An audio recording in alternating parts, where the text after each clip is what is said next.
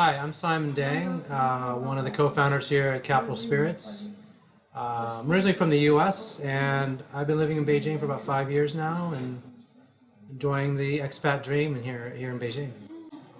Hi, I'm Matthias Heger. I'm originally from Germany, and I've been coming back and forth to China for like 13 years, been in Beijing most of the time, and distilling is a big passion of mine, so we founded Capital Spirits. Capital Spirits is the world's first bar dedicated to baijiu.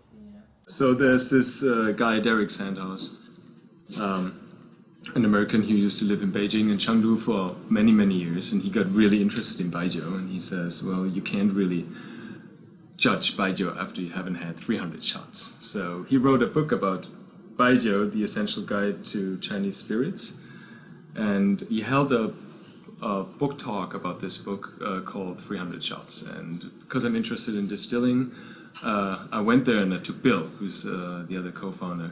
And usually baijiu has a very bad reputation, so we thought we were the only ones that would show up there, but we weren't.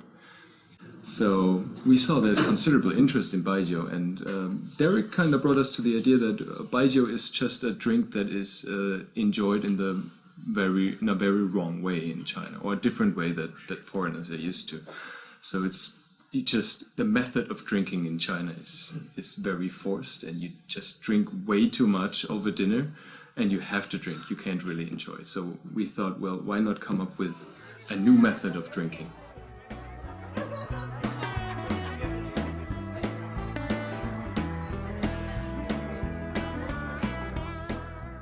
What you can do is, if you're a beginner, we have intro flights where we can take you through the 4 different type categories, which is rice, light, strong, and sauce.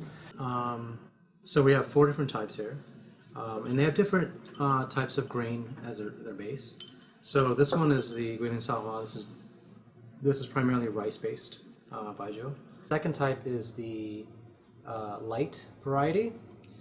The name is a little bit misleading because the alcohol content's pretty high on It's these. pretty strong. Yeah, it's like very 53%. Yeah. The strong variety, this one is the Wulongchun. This actually, Wulong means 5 different grains. So there's 5 different grains used in the production of this one. And these are typically stored in earthen pits. So as Matthias is saying, every distillery has their own type of yeast, and they also have their own types of earthen pits. We actually have one that's called 1573, and that one, the earthen pit, hasn't been cleaned since 1573. So you can they keep using it over and over, and it gets that flavor. 500 years of flavor. 500 years of flavor. And then the last one is the Maotai, which is probably one of the more popular ones in China. This one is the sauce variety. It doesn't have, they don't add soy sauce or anything like that, but it almost tastes like there's a soy sauce, kind of a savory taste to it. They do add some herbs, which might kind of give it a more of a complex taste. First, when we first told our friends we were going to open a baijiu bar, they thought we were crazy, because so many people have this idea about baijiu, how horrible it could taste or whatever. And when they come here, and we show them the new experience of tasting and learning about baijiu and trying different kinds, and I would say over 90% of the people who come in leave with some type of appreciation for baijiu. But having said that, I mean, it's not only foreigners that come in here. 40% of our customers are Chinese, and they find it curious that a bunch of foreigners with 2 Germans, 2 Americans, basically take a heart of Chinese civilization and culture and just kind of play with it, juggle with it, and create something completely new out of it. So most Chinese customers who come in here are typically accustomed to drinking maybe, 2 or maybe 5 different brands. And so when they come in here, they're really shocked when they see the menu. Oh, there's all these different kinds. I can try different kinds. And then the whole thing about a cocktail is very curious to them as well. So they're really surprised when they try the cocktails as well. I think it's like a new experience. They didn't think it was, a lot of them said they didn't think it was possible to put in a cocktail. Yeah, we also distill ourselves. We have a small still over there in the corner, and this basically comes from an idea that I brought back from Germany, because I'm creating my own vodka in Germany called Westkorn. So we bought a little still, and we don't do anything fancy here. We don't do our own mashes. We create something called YJ45, and YJ stands for Yanjing, which is the local beer. So we basically we distill out of beer a very nice beer spirit that then we give away to our customers for free. Well, it's the YJ45 is we present this as a little bit of a riddle. We don't tell them what the main ingredient is, what it's made out of. So they can guess, and most people don't guess that it's beer. They all know the flavor, they're very aware of the flavor, but most people don't really see the hoppy note to it, except for some Europeans, mostly Germans, that drink a lot of beer. Well, you know, I mean, there are 1.3 or 4 billion Chinese people, and they live in basically every country in this world. So it's just a matter of time when Chinese culture will be an integral part of every country's culture, and Baijiu will be there.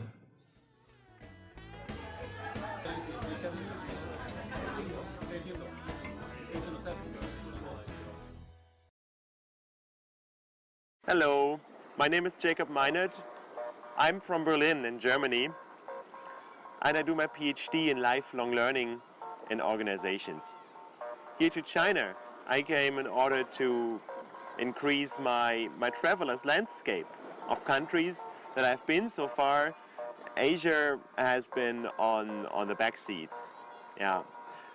I've been to India before, but China now is mind-blowing. It's about the people, the culture, the food, and the traffic. I had a trip that I started in Beijing just 2 weeks ago. After Beijing, I made my way here to Qingdao.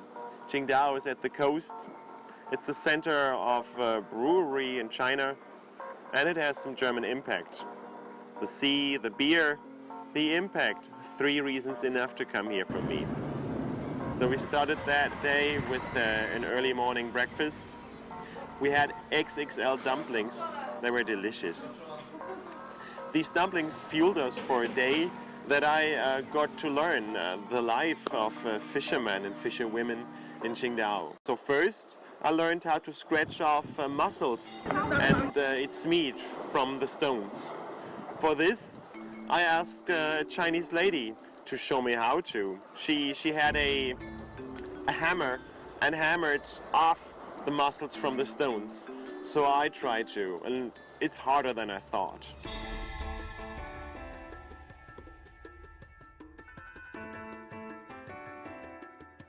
Then we went into low tides into the sea with rubber boots on, one for your left foot, one for your right, and plastic bags around your feet.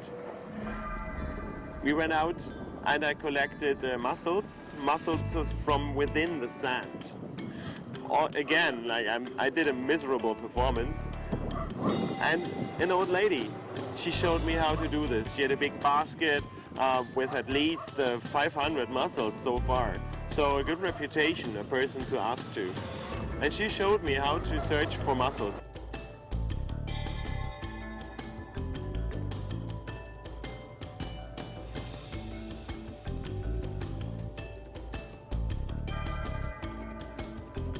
In the end, I left the shore with a handful of mussels. And again, experience, then it's harder than I thought.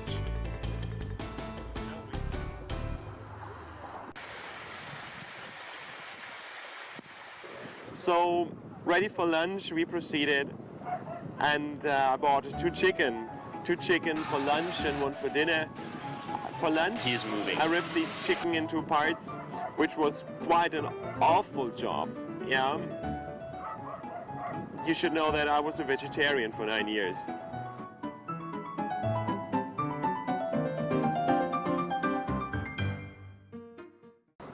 However, the seafood and the chicken we had for lunch were delicious, and we proceeded again full of good food in order to a pond where they breed fish.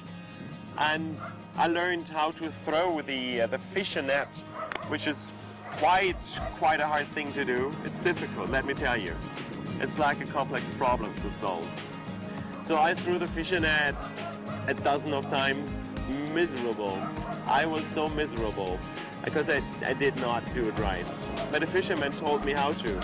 And in the end, eventually, we caught 3 fish for our dinner. Yeah.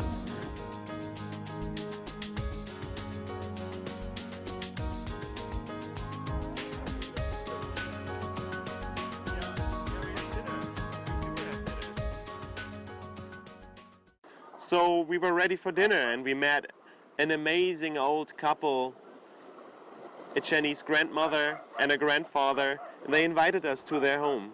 So we had dinner with them. First of all, we cooked together. We cooked amazing Chinese food. We steamed the crabs alive.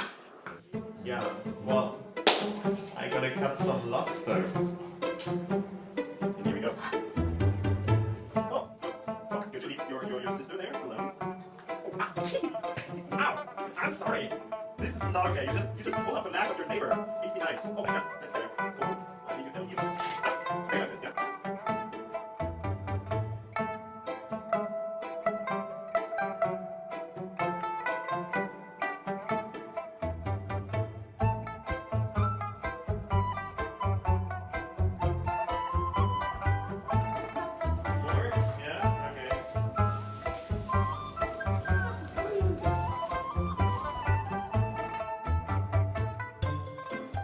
We fried fish with ginger and garlic and herbs. And we served dinner around a neat table set on the floor and all drank and ate amazing food together. In a very welcoming household of 2 amazing Chinese grandparents. That was my day, probably one of the best of my life. Yeah. What's the best thing I could have done to come to China? I love China. And especially Qingdao. The people are amazing, the sea breeze, the beer, the food. I will definitely come back.